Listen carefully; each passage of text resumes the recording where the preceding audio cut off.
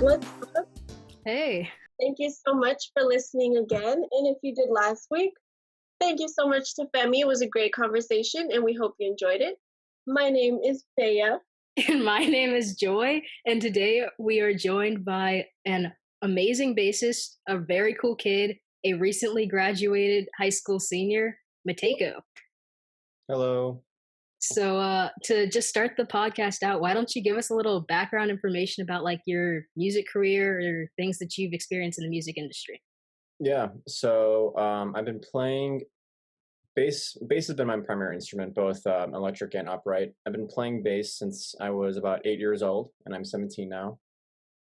And yeah, so I just graduated performing arts high school in downtown Chicago right now, and I'm headed with a pretty generous scholarship, I guess, to San Francisco Conservatory. So I'm forever grateful to them for allowing someone who will make like $1 a day to get a really good education there, as a jazz musician. But yeah, I mean, I guess that's really my background. I mean, I'm not like a crazy YouTube famous person or anything, but I've just I've been pretty connected, not too connected, but I've been pretty connected in the industry in terms of working with people like Groove Gear here and there, and Sandberg Guitars, which some people may know is like they recently made a bass for Mono Neon. And yeah, it's just I'm kind of just been along for the ride. Just been very hungry for a lot of knowledge. Ready to move on to conservatory in California next year. So yeah. Yeah, you'll be out there with Bea. Yeah. I'll have to come visit you guys. Mm-hmm. So yeah, let's get into some questions. That was really cool. You said that you weren't doing like all this super impressive stuff, but like we were mind blown when we were looking at everything that you've done. Yeah, I mean, I guess I can so I've opened up for like these people, Colby Calais and Ben Rector and like Rosemont Theater, and that's probably like my biggest show. I guess that was kind of like I guess a pretty impressive thing was like it was about like 5,000 people in the audience. I don't know. It was kind of surreal, and I also didn't really know about it because I was like kind of young at the time. I don't know. I was also featured on Windy City Live about a year ago, just through my school. Yeah, I mean, I don't know. I don't like to like talk about like, oh, I did this and then, and like, oh, but Well, that's great. That perfectly lines up with what our topic is for today, which is interviews, auditions, and meetings. So basically, how to promote yourself while you're looking to get into programs or auditioning for schools and stuff like that. So you seem to be a professional. You had all the schools on your list and you've done all the interviews and different things. So I'm sure you have tons to talk about on that. So why don't we start out with right now we're all kind of like sitting at home in quarantine, so a lot of auditions have moved online, so it's just submitting videos. So how would you go about deciding whether or not like a video that you took is audition worthy? Yeah. So the one thing to really keep in mind with especially like pre-screen videos, which is like the kind of the process before you actually fly out or drive out to your auditions. I had to like fly out for some of my auditions. I drove to Boston and New York City from Chicago and back with an upright bass, which was a lot. The most ironic thing is that like the San Francisco, which is the school I'm going to, I had to rent a bass there, or not rent a bass, but like borrow a bass there, and like I had to fly out. But anyways, so with pre-screen auditions, my number one thing about it is just that you can never take enough takes. So making sure that you're working with a private instructor, whether it be with someone with your instrument, if it's a combo instructor that you're familiar with that even isn't with your instrument, but if you have someone like them either looking over the material or giving you the material to audition with, I'd say use your resources with like your faculty at whatever school you go to, or whatever private instructor you have, and really taking their notes. Maybe asking family members or friends that aren't necessarily musicians sometimes could work. It might be difficult, especially if you're like a jazz musician, and it might be like a tune that might not be like favorable by like the average person. If it's a classical piece, it might be easier for someone to spot out when you've messed up on a spot here and there, and you can kind of like listen easier, both especially jazz musicians. You might want to rely more on like the instructors that you know for feedback.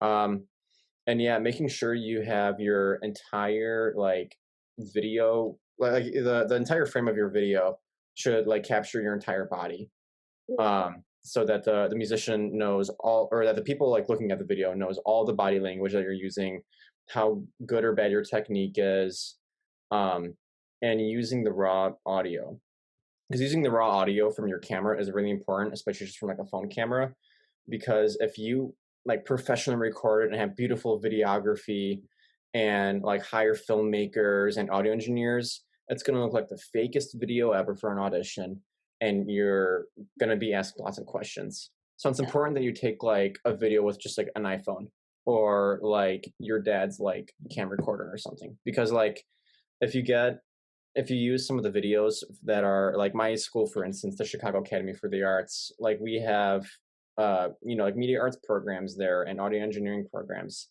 And we're lucky enough to have resources to get really professional quality footage.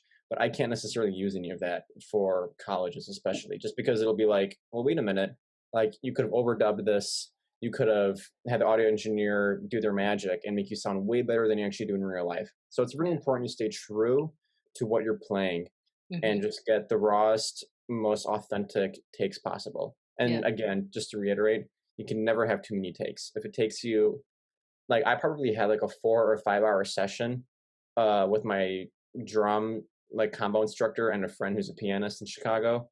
And we sat in a rehearsal studio for like 4 hours and just recorded and recorded and recorded until like my fingers fell off, essentially, you know? Yeah. So yeah, that's my advice in terms of videos. Yeah. One thing you mentioned was like how you don't want your video to seem fake. I actually have somewhat of a funny story about that, but kind of lucky for me. When I was Hmm. at Berkeley, I was in the rock workshop program over the summer, and our faculty advisor was Marty Walsh, and he was telling me why I got picked to be in the ensemble versus some other students. And he was basically saying it was between me and this one other bassist. And he watched through the other bassist's video a few times, and he was like, something just doesn't seem right about this. And then he like kept watching. He was like, it almost seems like they've edited this down to make it like look better than it actually is. Yeah, exactly. And that's the thing, is that if you have the take that's like so good, but you may have messed up the B section in the melody, or maybe let's just your solo didn't have enough vocabulary or whatever, like whatever it may be. If you look engaged, if you look like you're having fun, if you have good technique and you have good time, you'll impress the judges. And if you think you can get that extra 1% by editing the audio and by editing the video, chances are that's going to really hurt you. And it was like, it kind of like felt weird, like sending in completely raw takes to all these colleges and be like, well, it looks like it was like kind of on a crappy phone, that like it's not that good. But, um, if I had like professionally recorded it, chances are it would have been, too good to be true. And I wouldn't have gotten called back for auditions to those schools.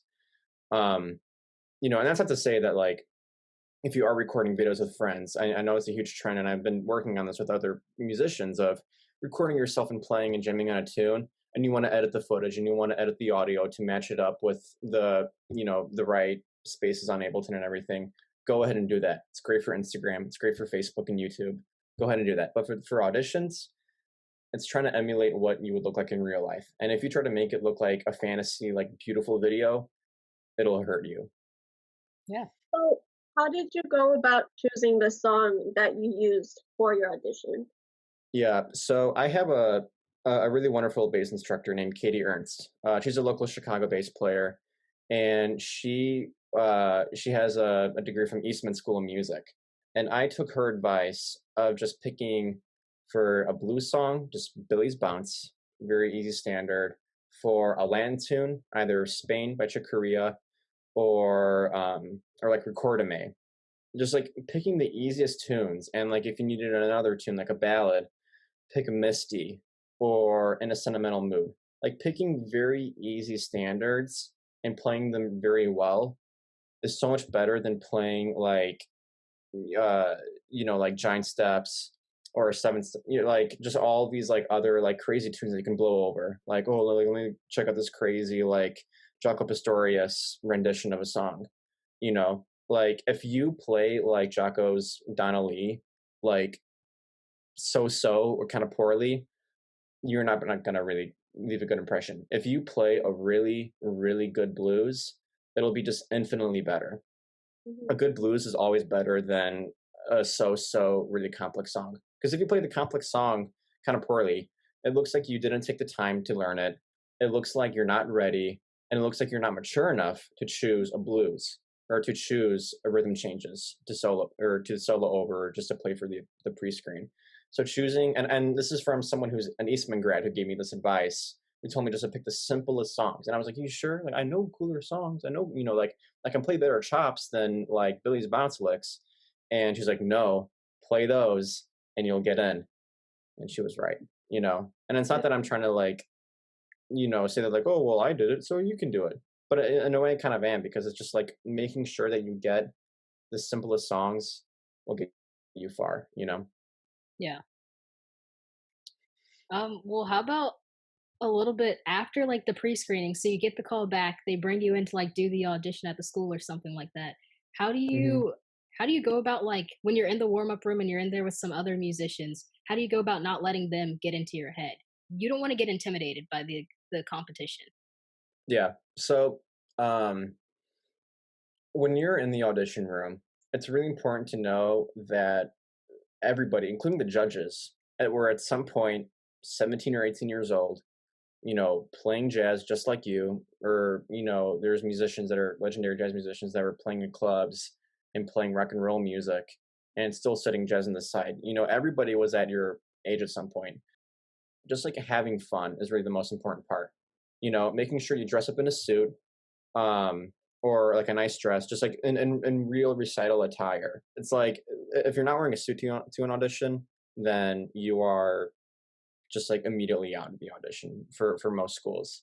But yeah, just making sure you're having fun is really at the heart of it. Just like don't try not to get have the other musicians get in your head, and just like jam.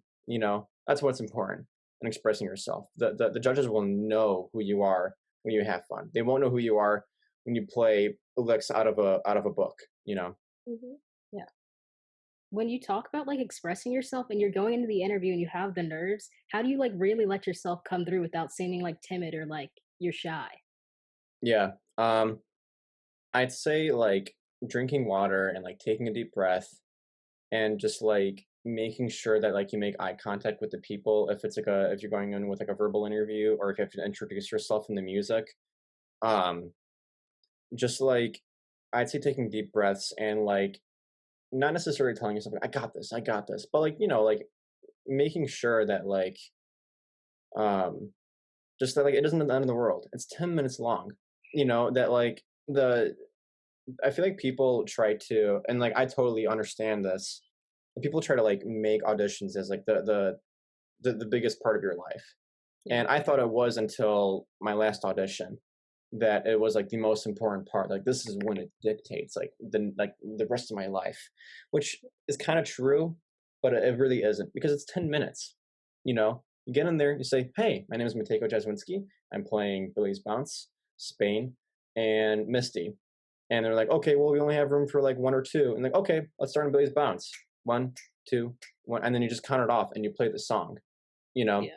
you Yeah. don't, it's like you just want to make sure that you get to the point and that you just take a deep breath, and that it's 15 minutes. Just dudes with suits in a room and other cool musicians, and that's all. Exactly. Mm. And it does influence a lot of with your audition. But if you just relax and you remember, like if you imagine that like you're like jamming at like your friend's basement or something, Mhm. like that can be it. That you're just like playing tunes with your friends. I Yeah. don't know what the classical portion would be. I chances are it would be you alone in a room, which I've also done, where it would be just me in a room. And you just play your piece, and it would just be like you're playing for your teacher or something. It's like it can be nerve-wracking, and it has been nerve-wracking for me in the Mhm. beginning. But once you like I auditioned 8 times, I think. And it's like by the eighth audition, you're just like it's smooth sailing. So it's like your first audition, your second audition might be kind of scary, but you can get through it. And especially try to practice auditions with your teacher.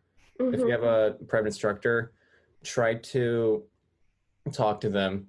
And, if you're the age where you're doing college auditions, chances are they might try it on you already. But trying to practice of like, with you just literally walking into the practice room that you guys are in and introducing yourself and introducing the music and having like my teacher Katie, like she would just play the piano and I would just play the tunes. And I'd be like, okay, so I'm gonna play Blues Bounce. I'll play the melody on upright bass. I'll take a solo. I'll walk while you take a solo, and I'll play the head out.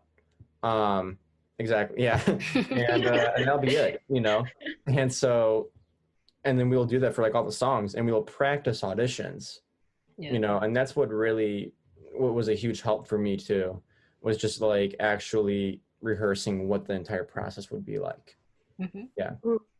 Earlier you kind of touched on a little bit of like speaking during interviews and like talking to the people, so if they're I was asking gonna ask questions. that.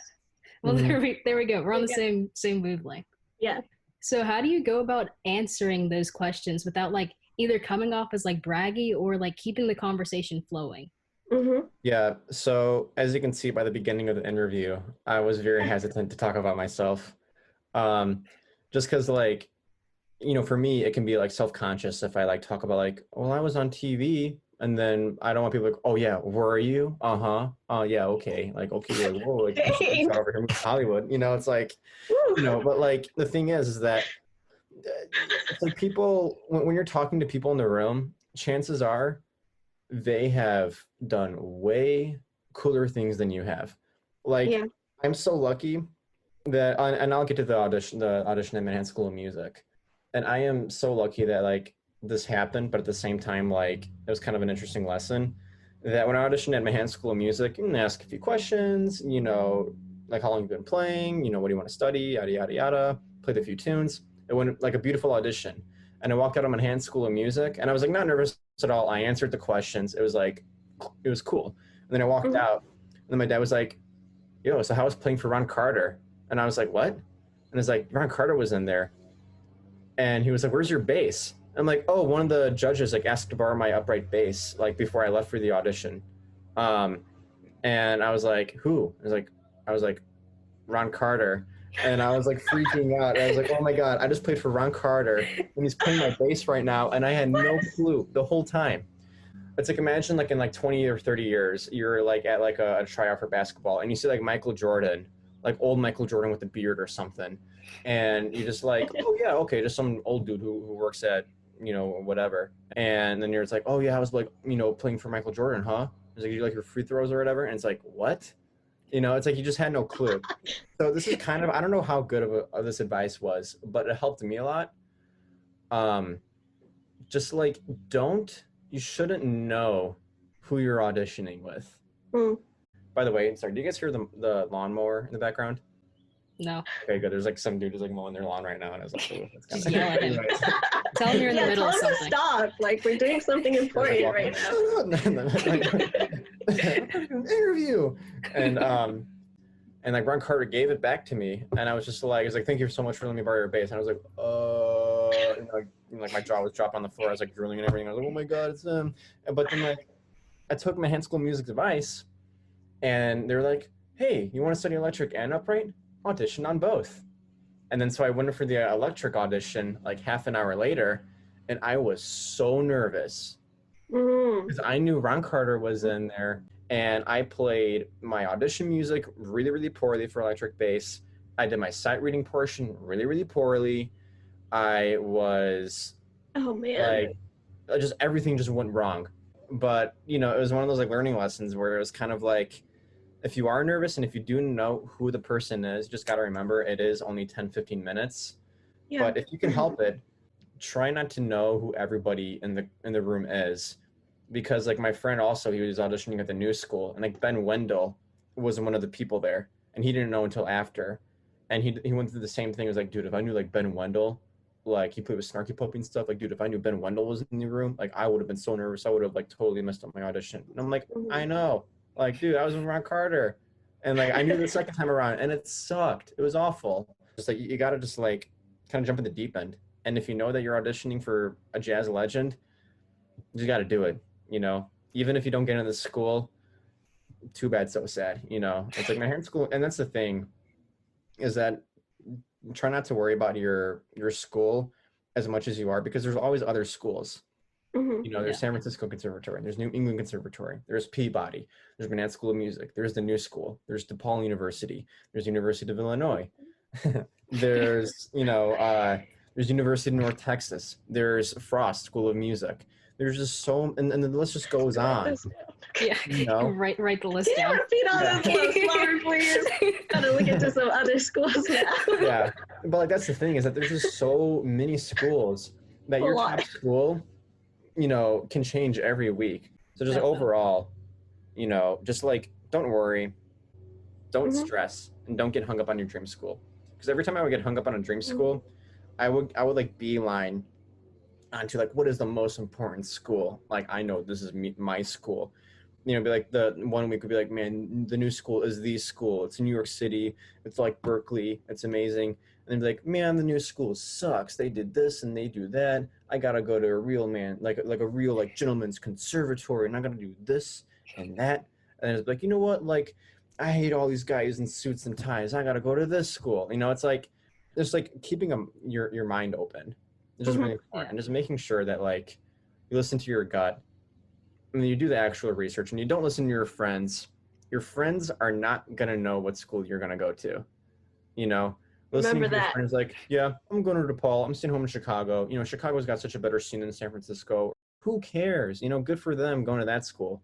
But like, you know what school you go to the best. You know, it's like, and you know, if you go there your freshman year to whatever school you go to, you don't enjoy it. Guess what? There's a thing called transferring. You can do that too. Yeah. You know. Wow. But yeah. Yeah, I think also being prepared and going through it, like you said, going through audition and showing different people, that'll definitely help you when it comes to the final day. Yeah. Yeah. And It's you'll just feel much better once you start. So that usually happens with me. I get nervous, but then once I start everything, it's like, okay, I know what I'm doing. We good. It's fun. And you just start, grooving, like you said. yeah. But don't be afraid to play really simple tunes that you know like the back of your hand.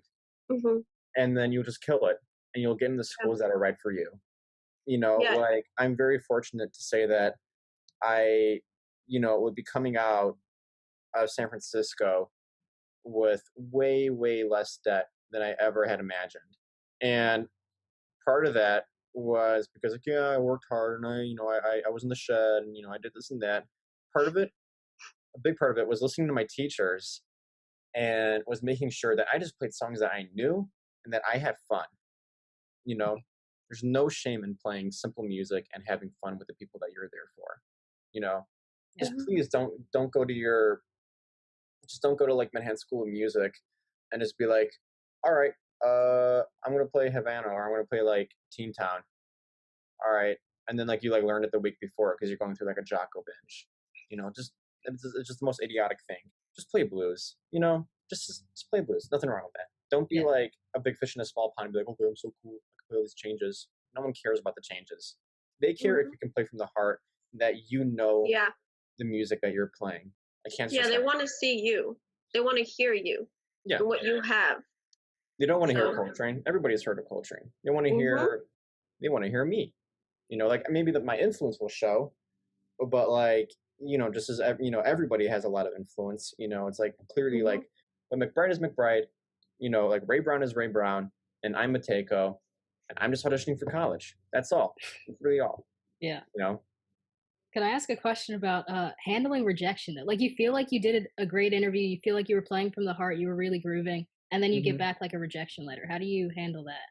Yeah. Mm. So, I'll say that I got accepted to every school on my list except for Manhattan School of Music, and I kind of knew through the whole process that Manhattan School of Music was a little too far for me.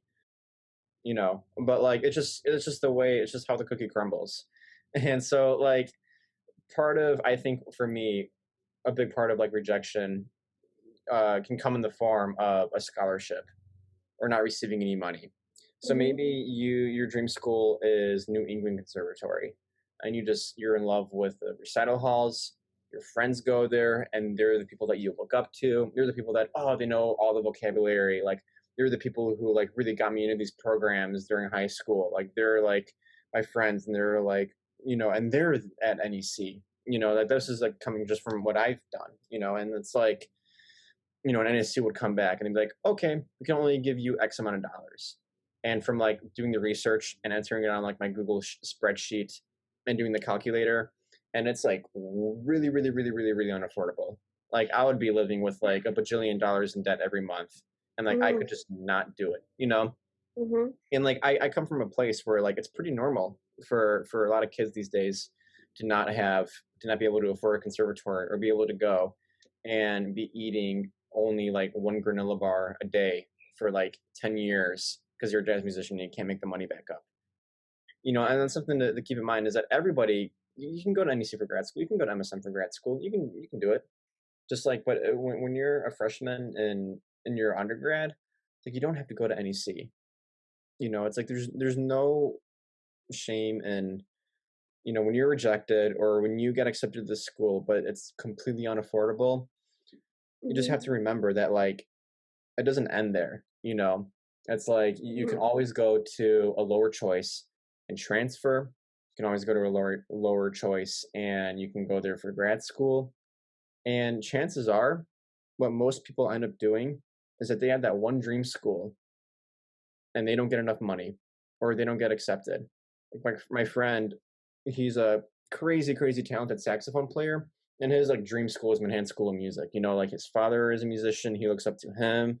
He's been studying the saxophone for his entire life, and he's super passionate. He wanted to go to Manhattan School of Music so badly, and then he didn't even get accepted from the pre-screening videos. He didn't even get a call back for an audition. He got shut down from the pre-screen videos, and he's more talented than me, in my opinion.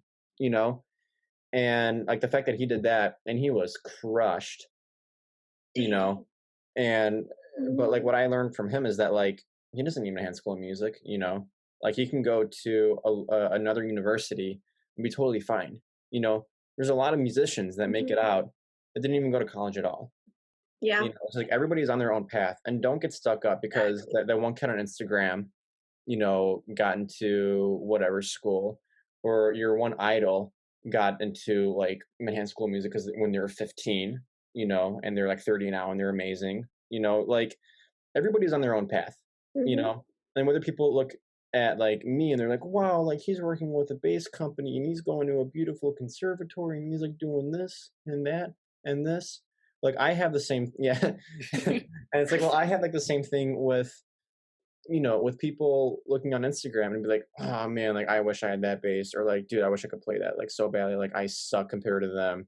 Like I don't have anything to upload to Instagram. Like I can't play anything right now. Like I'm in such a creative like rut. Like I can't do anything.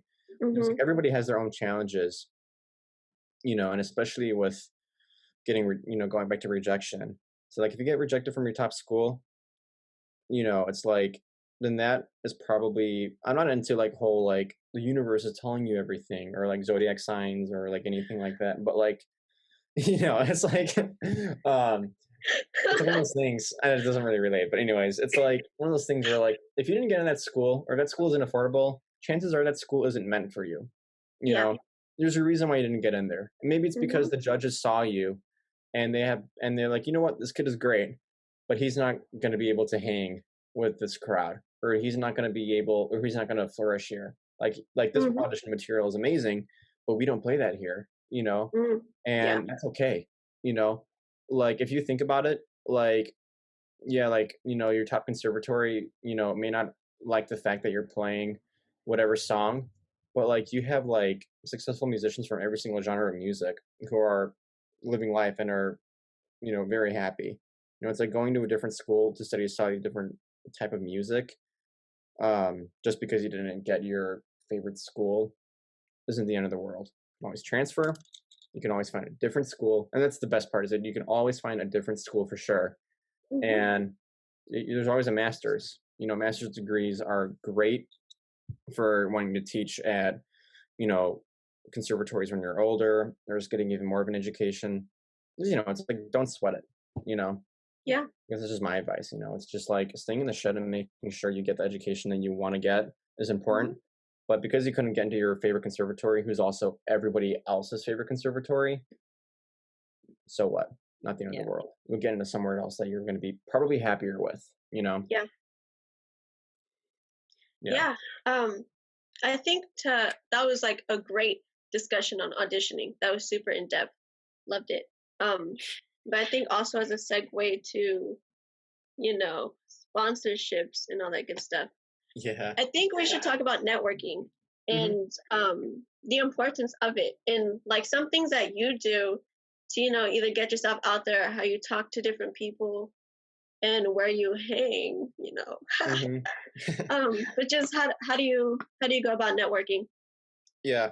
So I'd say it's kind of almost similar to colleges. It's just like getting to know everybody.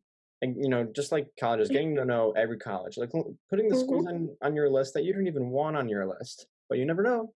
Yeah. It's like getting to know the people in that one booth in that one trade show that you might not even really like care about their product at that point, or you might not really be interested in working with anybody at that point.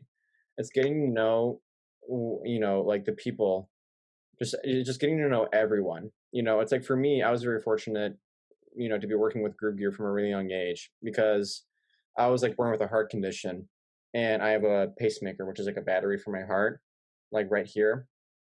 And I couldn't, when I was like really young, I couldn't necessarily handle the weight of the bass. And so Groove Oh. Gear had this technology called the Duo Strap, where it was like two straps in this, and it was a single strap that came out of the other side. Um, and when I was really little, I wasn't like some crazy hotshot. Like I could like play bass, I guess, but like I wasn't some crazy hotshot. But I got connected with a chiropractor who worked with Groove Gear, you know, and Nice. he let me, and my parents get in contact with the people who worked with Groove Gear, and we were able to get a really, really great connection and be able to work with them, and I would be featured on their page, and I would be able to get, discounted or free merchandise from them, and we have a really healthy relationship, and that's something to also make sure is that just don't get the product because you think, oh, I can get free stuff. No, I'm cool. Get the product that you believe in, and Yeah. make sure that you're doing them a favor when you use it. Don't try to get a product that you either won't use or get a product just because you're working with so and so brand because you want to be sponsored. You know, it's like if I wasn't, it's like if I wasn't sponsored by anybody, I would still be using Groove Gear straps because I think that they make some of the comfiest straps. I've tried other straps. That's no secret. Like I tried all sorts of leather straps from different brands. I've tried other technologies of much different materials, and Groove Gear straps are consistently my favorite straps. And that's why, even though I'm not crazy famous right now, I'm still going to be supporting Not them. yet. Yeah, it's coming. It's It's, coming. it's all in. You got to speak it into existence. True, Exactly. true. It's coming.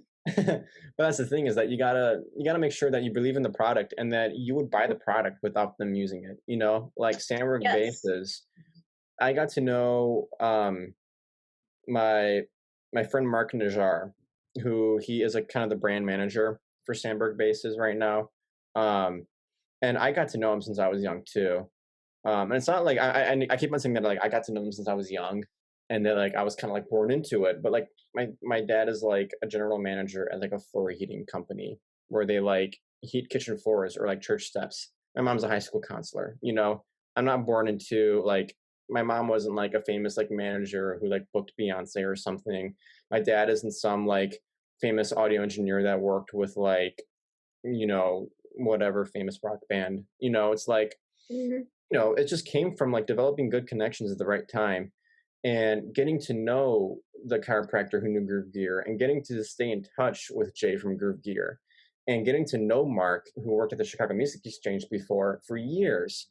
And then when I heard that he was moving away from the Chicago Music Exchange to work with Sandberg Basses, he reached out to me about developing a real connection and to actually Nice. get me Sandberg basses. And I was like, oh my God, like I've wanted a Sandberg bass for so long, but I couldn't be in the market for a bass. It's like I already had like my nice bass here and there. Like I would like move out to college with it. Like that was the plan when I got it. I didn't want any more basses, but I was like, I wanted a Sandberg bass for so long. you know. And when I heard that, like, they were, when Mark approached me with that, I was so excited because I knew that to this day as well that I'm playing Sandberg basses, and I will be playing Sandberg basses even if they wouldn't be Mhm. sponsoring me. You know, it's just really about developing the relationships with the people that you really care about. You Yeah. know, it doesn't Mhm. matter that, like, for instance, now Mono Neon plays with Sandberg. It's like I'm not gonna be like, oh well, I'm with Mono Neon now. I'm basically his best friend. I tour with him now. Like that's none of that's true. Like my mom like knitted him like a scarf and a hat, which is great. But like I'm not like on tour with Ghost Note right now. You know, like but it's like I just love Sandberg's basses because I think they play beautifully. I think they look great. They're comfortable. A lot of them are lightweight, and they're just like the perfect fit for me. It's like whenever I go to the Chicago Music Exchange, where I have the access to all these Foderas and all these Olympics, I can play like Stanley Clark's $20,000 signature Olympic bass. But I'll go back to like my True. Sandberg. That's not nearly as much because I think it plays more to my liking.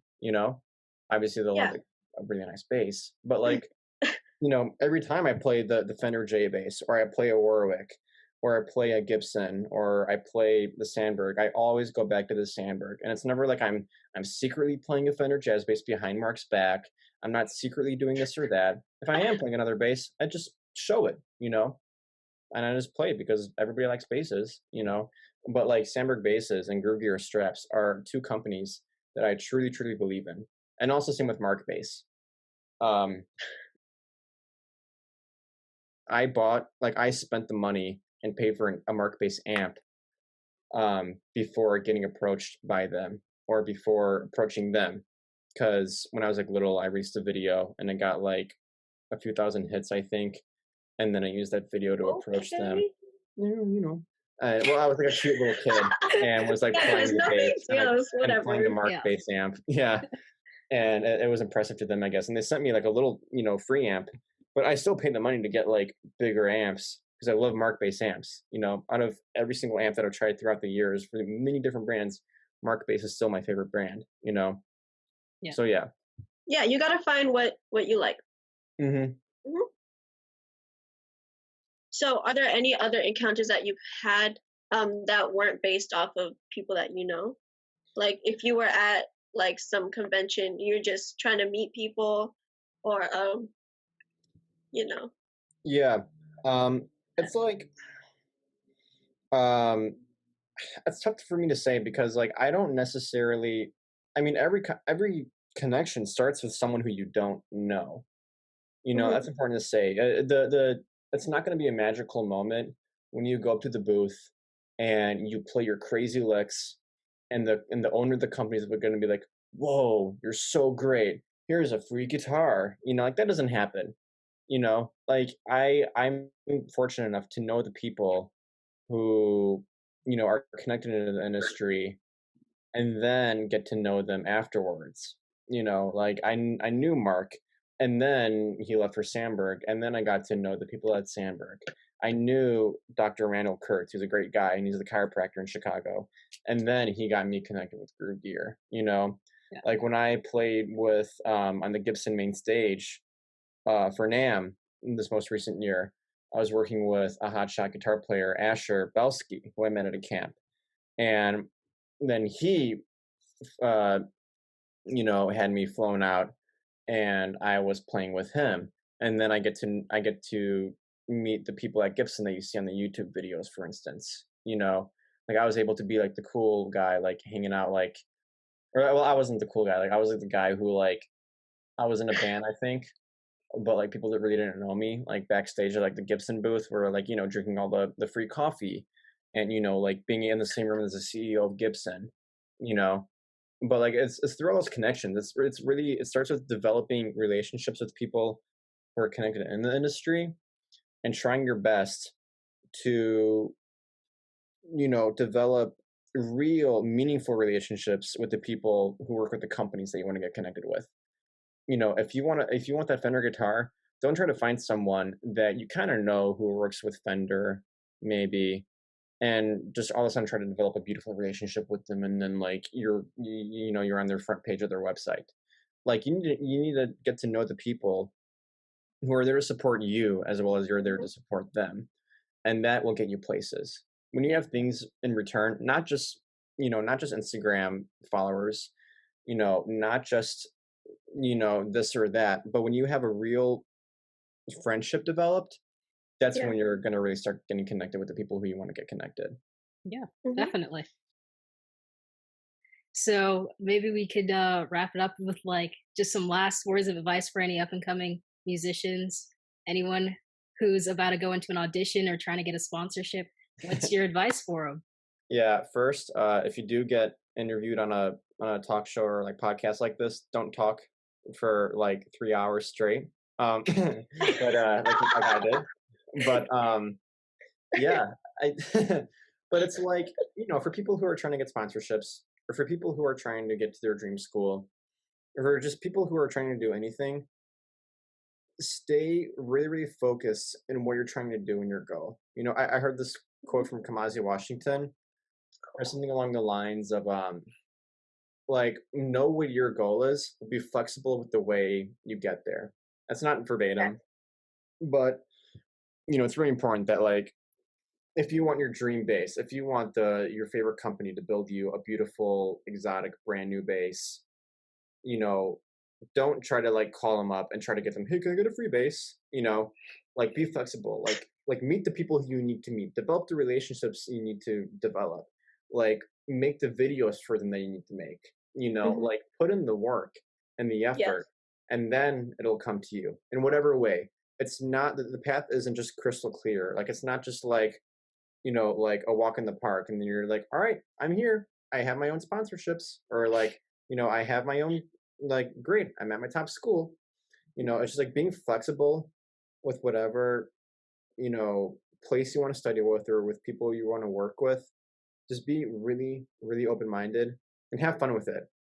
Yeah. When you develop the relationships with like my friend Mark, like, have fun with them, like talk about like other random bass companies and like, like bands for hours, talk about how crazy George Duke is for like an hour, and like talk with, like, just like develop these relationships, like when you're jamming at your like top conservatory choice, just like have fun with the people in the room, don't sweat over it.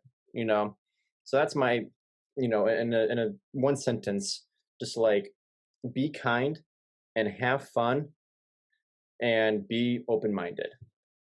Yeah, That's great advice. That's yeah. great. That's like Yes. that's stuff that'll definitely carry into whatever aspect of music they want to do or whatever they're encountering at the moment. Definitely. Yeah. Yeah. Well, thank you so Thank much for you. joining us. Thank you so Yes. much. Thank you. Yeah, thank you so much for asking me. I really enjoyed this. Sorry for talking your ear off, maybe a little too much here and there, but It was No, it was great. great. Yeah. yeah, I just like, Sorry. sharing my That was insights, good. and I'm not trying to like be like an Instagram like influencer, be like, you want to wake up and be a millionaire, you got to do this, and give very vague advice. Like, if you want like the honest advice, you got to be true to yourself and remember that, like, you're gonna get rejected. You're not going to get that dream sponsorship that you're going to want the first time, or the second time, or the third time, or the bajillionth time. Like, a lot of things aren't going to go your way. You're going to suck at some auditions. You're going to not know anybody at that one company you want to know. Like, a lot of things aren't going to work, but you really have to keep your head up and remember that, like, you have to be flexible and open-minded, and that eventually you will be happy with what you have and with who you know. Yeah. Yeah. Well, Remember that, guys. yeah, that's important. Yeah, guys. Congratulations on graduating again. Yes. Thank Congrats you. on your acceptance. Thank you guys so much for listening. We had so much fun talking to Mateyko and hearing everything he had to say. Please subscribe. Please comment. Please follow our Instagram at ETMS Podcast. Please ignore Bea dying laughing right now. Yeah, Thank I'm you good. again. Thank you so much. For real. Yes. This was Yeah, actually thank you, guys. amazing.